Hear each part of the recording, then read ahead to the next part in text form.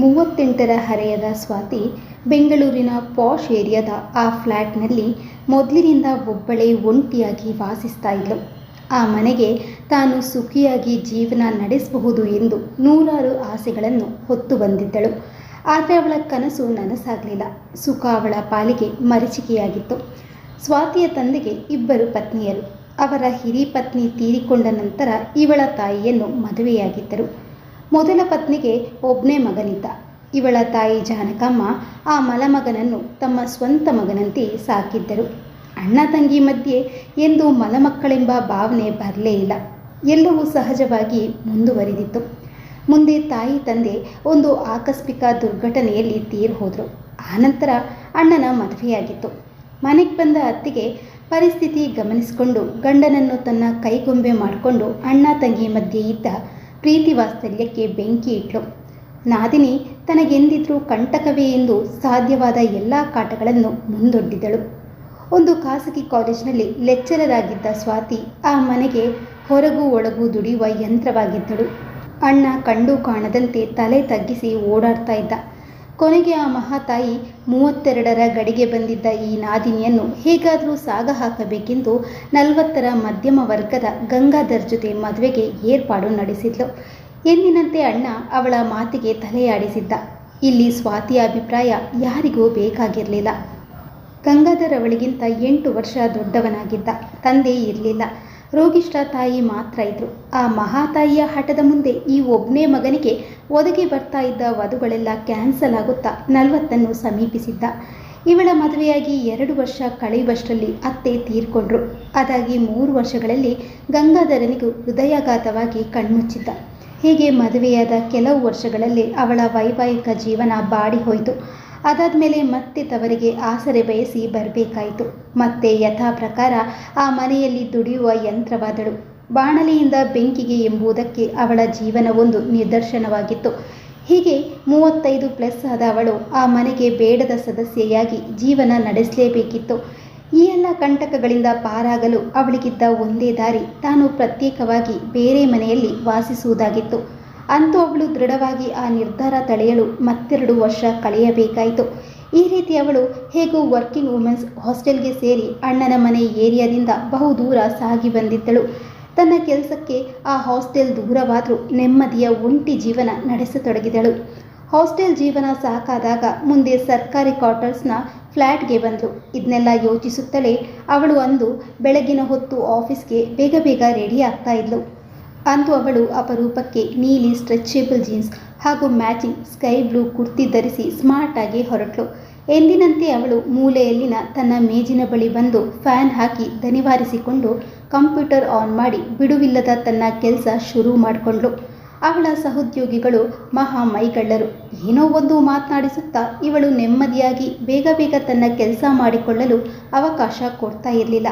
ಬೇರೆ ಕಡೆ ಖಾಸಗಿ ಕಾಲೇಜಿನಲ್ಲಿ ದುಡಿತಾ ಇದ್ದವಳಿಗೆ ಗಂಗಾಧರ್ನ ಮರಣದ ಕಾರಣ ಈ ಸರ್ಕಾರಿ ಡಿಸ್ಟ್ರಿಕ್ಟ್ ಎಜುಕೇಷನ್ ಆಫೀಸ್ನಲ್ಲಿ ಕಾಯಂ ನೌಕರಿ ದೊರಕಿತ್ತು.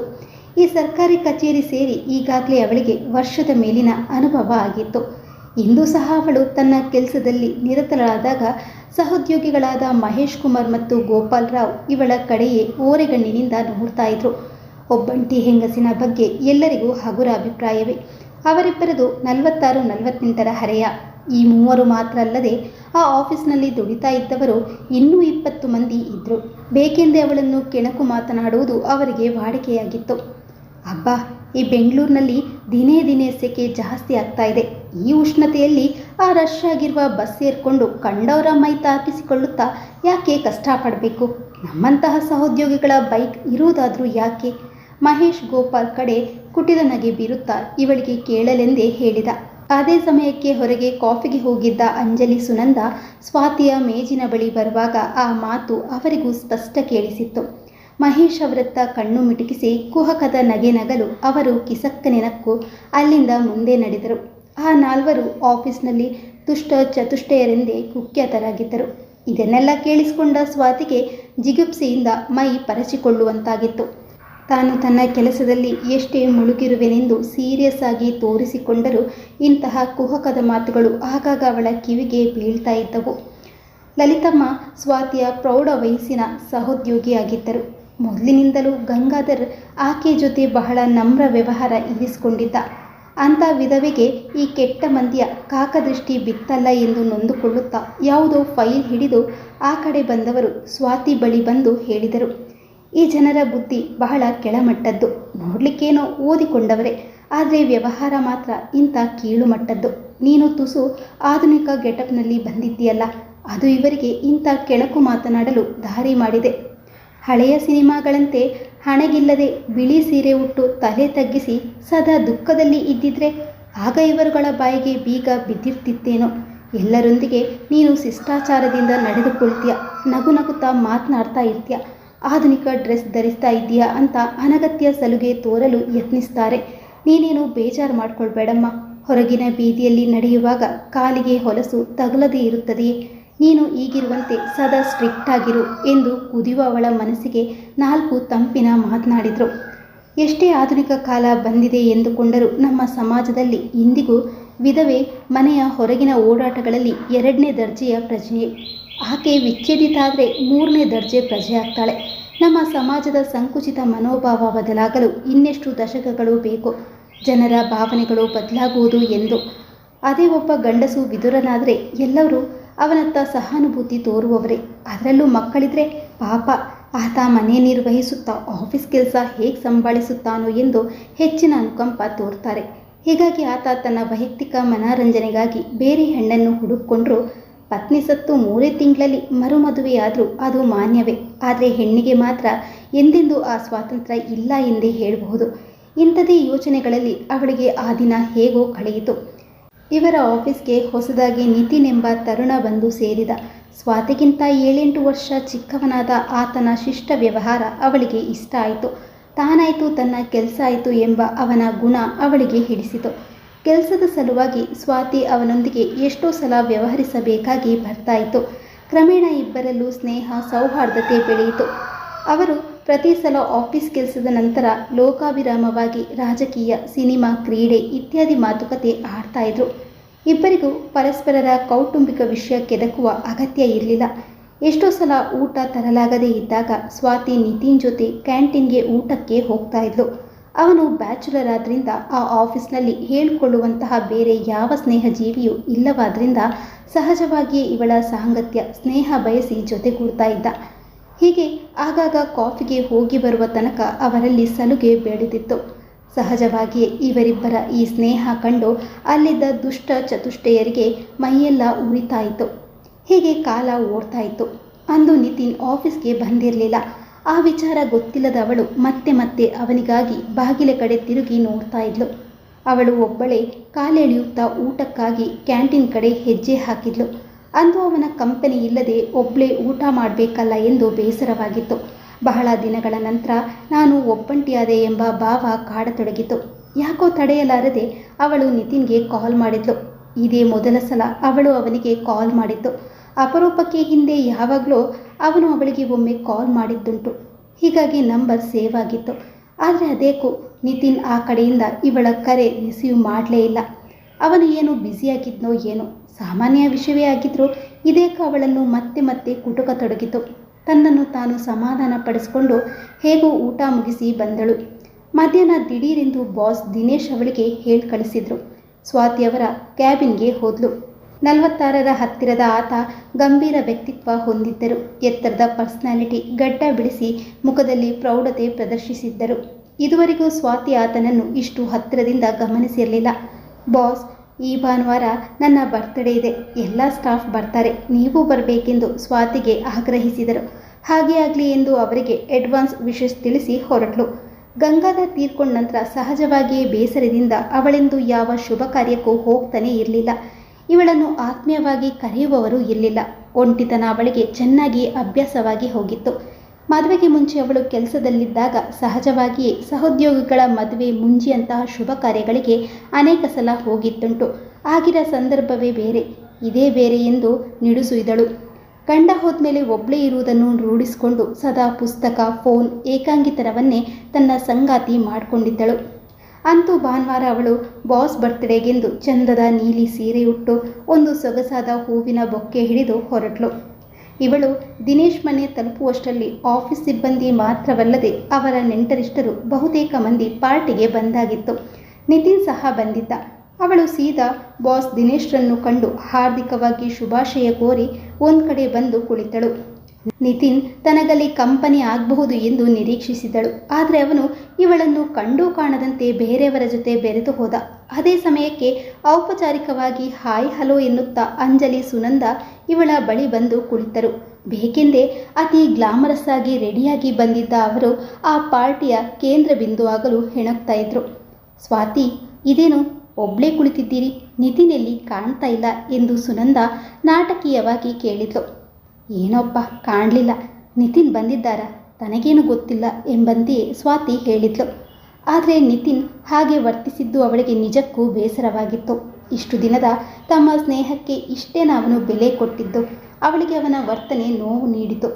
ಸುನಂದಾಳ ಕುಹಕಿ ಅಷ್ಟಕ್ಕೆ ನಿಲ್ಲಲಿಲ್ಲ. ಅಂಥ ಸನ್ಯಾಸಿ ಸ್ವಭಾವದವನಿಗೆ ಬೇರೆ ಯಾರು ಸರಿ ಹೋಗ್ತಾರೆ? ಒಂದು ವಿಧದಲ್ಲಿ ಸದಾ ನಿಮ್ಮ ಜೊತೆ ಕಾಫಿ ಊಟಕ್ಕೆ ಬರ್ತಾ ಇದ್ದದ್ದು ಒಳ್ಳೆಯದಾಯಿತು. ನಿಮಗೂ ಒಂದು ಕಂಪನಿ ಅಂತ ಬೇಕಲ್ಲ ಮತ್ತೆ. ಇವಳಿಗೆ ಯಾಕೆ ತನ್ನ ವಿಷಯದಲ್ಲಿ ಇಷ್ಟೊಂದು ಅಸೂಹೆ? ಒಂದು ಗಳಿಗೆ ಬಹಳ ದುಃಖ ಆದರೂ ಮತ್ತೆ ಸಂಭಾಳಿಸಿಕೊಂಡು ಸುಮ್ಮನಾದ್ಲು. ಯಾರೋ ಬಂದಿದ್ದಾರೆಂದು ಆ ಕಡೆ ಹೋಗಿದ್ದ ಅಂಜಲಿ ಇತ್ತ ಬರುತ್ತಾ, ಇದೇನು ಸುನಂದ, ಇನ್ನೂ ಇಲ್ಲೇ ಕುಳಿತಿದ್ದೀಯಾ? ನಾನು ಆ ಕಡೆ ಲಾಂಚ್ನಲ್ಲಿ ಯಾರೋ VIP ಗಳ ಜೊತೆ ಇದ್ದೆ, ನೀನು ಅಲ್ಲೇ ಬರ್ತೀಯಾ ಅಂದ್ಕೊಂಡಿದ್ದೆ. ಅದೇನು ಹೊಸ ವಿಷಯ? ನೋಡಿಲ್ಲಿ ನನ್ನ ಈ ಹೊಸ ಡೈಮಂಡ್ ನೆಕ್ಲೆಸ್. ಇದು ಯಾರ ಗಿಫ್ಟ್ ಇರ್ಬೋದು ಹೇಳಿ ನೋಡೋಣ. ಬೇರೆ ಇನ್ಯಾರು ಕೊಡಿಸಲು ಸಾಧ್ಯ? ನಿನ್ನ ಗಂಡ ಇರಬೇಕಷ್ಟೇ. ನಿನ್ನೆ ನಾವು ಸಹ ಶಾಪಿಂಗ್ಗೆ ಹೋಗಿದ್ದೆವು. ಅವರು ನನ್ನನ್ನು ಇಂಥದ್ದೇ ಡೈಮಂಡ್ ನೆಕ್ಲೆಸ್ ತಗೋ ಅಂತ ಬಹಳ ಒತ್ತಾಯ ಮಾಡಿದರು. ನಾನು ಈಗಲೇ ಬೇಡ, 2 ತಿಂಗಳ ನಂತರ ನಮ್ಮ ವೆಡ್ಡಿಂಗ್ ಆ್ಯನಿವರ್ಸರಿಗೆ ತಗೊಳ್ಳೋಣ ಅಂತ ಅಂದ್ಬಿಟ್ಟೆ. ಈಗಾಗಲೇ 2-3 ಇದೇ ತರಹ ಮನೆಯಲ್ಲಿ ಸುಮ್ಮನೆ ಕೊಳಿತಾ ಬಿದ್ದಿವೆ. ಈ ಸಲ ಯಾವುದಾದ್ರೂ ಅಮೇರಿಕನ್ ಅಥವಾ ಇಂಗ್ಲೆಂಡ್ ಜ್ಯುವೆಲರಿ ಖರೀದಿಸೋಣ ಅಂದೆ. ಅದು ಸರಿ ಸ್ವಾತಿ, ನಿಮ್ಮ ಕುತ್ತಿಗೆಯ ಈ ಹಾರ ಅಸಲಿ ಮುತ್ತಿನದ್ದು. ಈ ಕಾಲಕ್ಕೆ ಇದೇ ಸರಿ ಬಿಡಿ. ಎಲ್ಲ ಕಡೆ ಕಳ್ಳರ ಕಾಟ. ಮೊದಲೇ ಒಂಟಿ ಜೀವ. ನಮ್ಮ ತರಹ ರಾಶಿ ರಾಶಿ ಒಡವೆ ಹೇರ್ಕೊಂಡು ಏನು ಮಾಡ್ತೀರಾ? ಎಲ್ಲಿಗೆ ಹೋಗಬೇಕು? ಏ ಸುನಂದ, ಪಾಪ ಅವರನ್ನೇನು ಕೇಳ್ತೀಯ? ಇಂಥವರಿಗೆ ಡೈಮಂಡ್ ನೆಕ್ಲೆಸ್ ಯಾರು ಕೊಡಿಸ್ಬೇಕು? ಆ ನಿತಿನ್ ಇದ್ದಾನಲ್ಲ, ಎಲ್ಲದಕ್ಕೂ ಕಂಪನಿ ಕೊಡುವುದಕ್ಕೆ. ಬರೀ ಫ್ರೀಯಾಗಿ ಎಲ್ಲ ಗಿಟ್ಟಿಸಿದ್ರೆ ಆಯಿತಾ? ಏನಾದ್ರೊಂದು ಇಂತಹ ಕಾಸ್ಟ್ಲಿ ಗಿಫ್ಟ್ ಕೊಡಿಸ್ಬೇಕಪ್ಪ. ಸುನಂದ ತಾನೇನೋ ದೊಡ್ಡ ಜೋಕ್ ಹೇಳಿದವಳಂತೆ ಅಂಜಲಿಯ ಬೆನ್ನಿಗೆ ಗುದ್ದಿದಾಗ ಇಬ್ಬರು ಬೇಕೆಂದೇ ಜೋರು ಜೋರಾಗಿ ನಗತೊಡಗಿದರು. ಹಾಗೆ ಹೇಳುತ್ತಾ ಇನ್ಯಾರೋ ಕೈ ಬೀಸಿದ್ರೆಂದು ಇವರು ಆ ಕಡೆ ಹೋದಾಗ ಇತ್ತ ಸ್ವಾತಿಗೆ ಅಸಾಧ್ಯ ಸಿಟ್ಟು ಬಂದಿತ್ತು. ಅವಳು ಒಬ್ಬಳೇ ಮೌನ ವಹಿಸಿ ಕುಳಿತಿದ್ದರೂ ತನ್ನ ಸರಳ ಚೆಲುವಿನಿಂದ ಅತಿಥಿಗಳನ್ನೆಲ್ಲ ಆಕರ್ಷಿಸಿದ್ದಳು. ಎಲ್ಲರೂ ಒಮ್ಮೆ ಅವಳತ್ತ ತಿರುಗಿ ನೋಡಿಯೇ ಮುಂದುವರಿತಾ ಇದ್ದರು. ಇದರ ಸಿಬ್ಬಂದಿ ಜೊತೆ ಸ್ವಾತಿ ಹೆಚ್ಚಿನ ಪರಿಚಯ ಹೊಂದಿರಲಿಲ್ಲ. ಹೀಗಾಗಿ ಎಲ್ಲರಿಂದ ತುಸು ದೂರ ಉಳಿದಳು. ದಿನೇಶ್ ಬಂದವರನ್ನೆಲ್ಲ ವಿಚಾರಿಸಿಕೊಳ್ಳುತ್ತಾ ಆಗಾಗ ಇವಳೆಡೆ ನೋಡಿ ಮುಗುಳ್ನಗು ಬೀರ್ತಾ ಇದ್ರು. ಬೇರೆಯವರು ಏನು ತಿಳಿಬಾರ್ದೆಂಬಂತೆ ತಾನು ತನ್ನ ಮೊಬೈಲ್ ಗಮನಿಸಿಕೊಳ್ಳುತ್ತಾ ಅದರಲ್ಲಿ ಬಹಳ ಬ್ಯುಸಿ ಎಂಬಂತೆ ನಟಿಸ್ತಾ ಇದ್ಲು. ಎಲ್ಲರನ್ನೂ ಬಫೆ ಡಿನ್ನರ್ಗೆ ಕಳುಹಿಸುತ್ತಾ ದಿನೇಶ್ ಇವಳ ಕಡೆ ತಾವೇ ನಡೆದು ಬಂದರು. ಅಷ್ಟು ಹೊತ್ತಿಗೆ ಇವರಿದ್ದ ಹಾಲ್ ಬಹುತೇಕ ಖಾಲಿಯಾಗಿತ್ತು. ಹೇಗೆ ಮಾತು ಆರಂಭಿಸುವುದು ತಿಳಿಯದೆ ಇಬ್ಬರು ಕಸಿವಿಸಿಕೊಂಡ್ರು. ಅಷ್ಟರಲ್ಲಿ ಜನ ಒಂದು ಬ್ಯಾಚ್ ಊಟ ಮುಗಿಸಿ ವಿದಾಯ ಕೋರುತ್ತಾ ಹೊರಟಿದ್ರು. ಬನ್ನಿ, ನೀವು ಊಟ ಮಾಡುವಿರಂತೆ, ದಿನೇಶ್ ಇವಳನ್ನು ಉಪಚರಿಸುತ್ತಾ ಹೇಳಿದರು.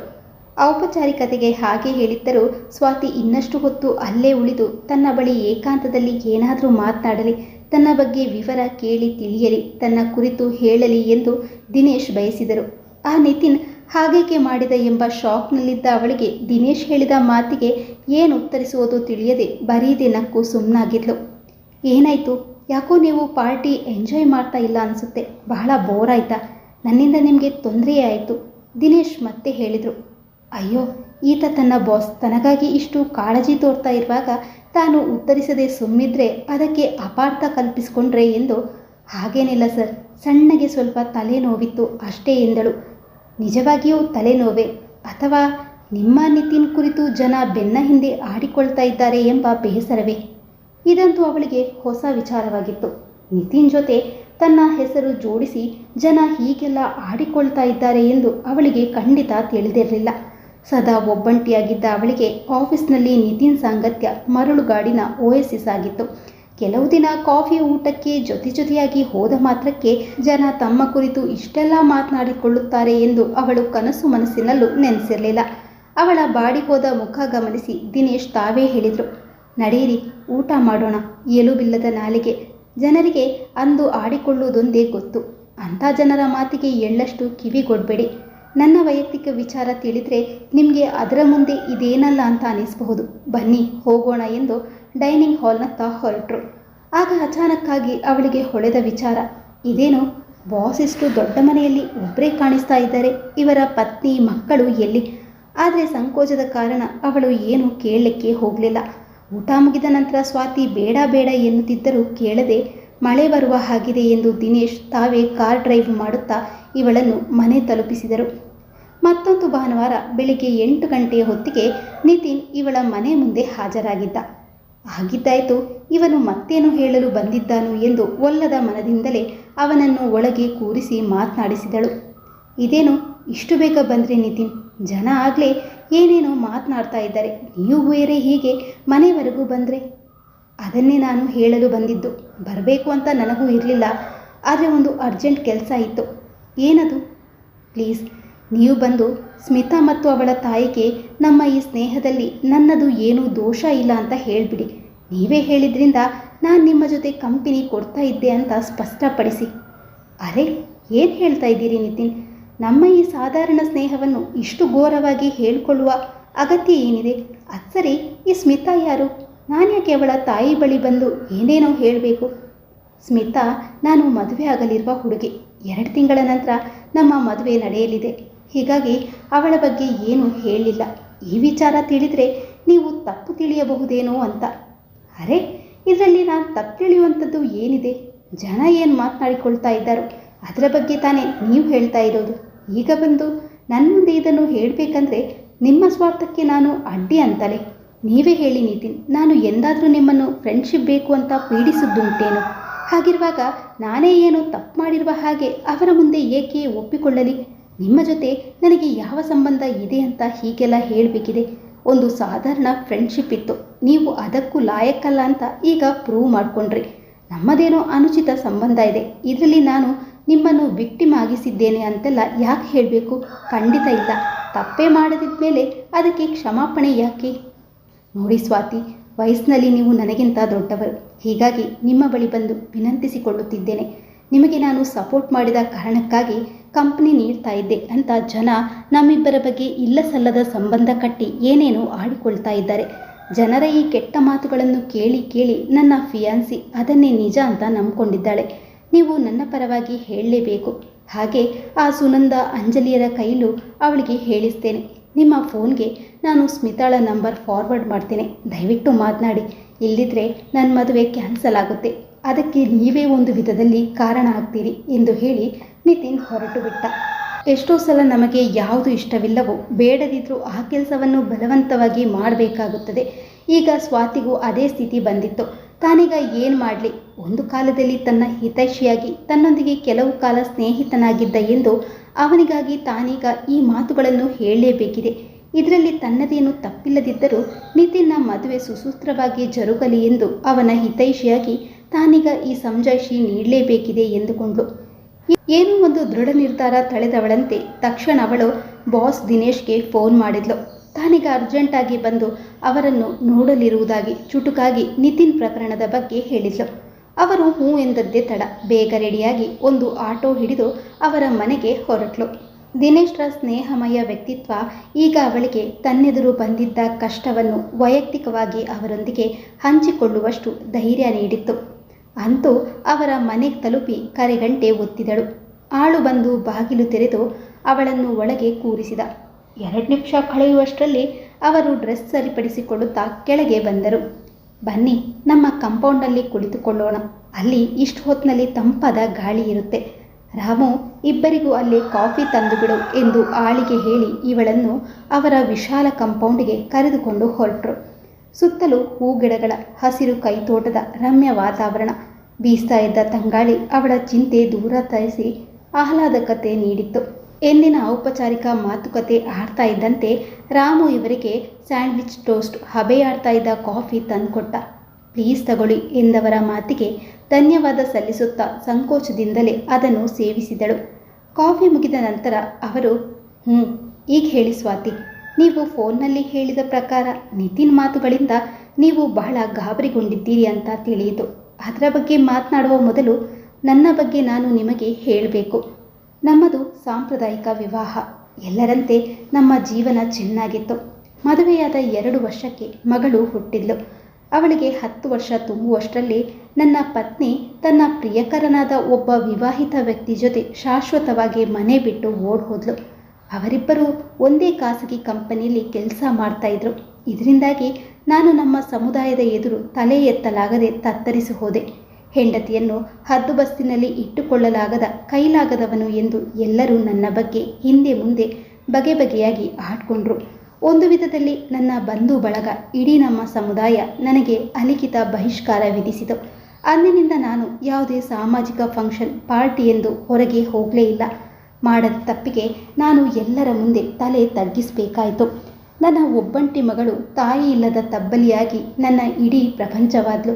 ಆ ಮಗುವಿಗೆ ಏನೆಂದು ನಾನು ವಿವರಿಸಿ ಹೇಳಿ?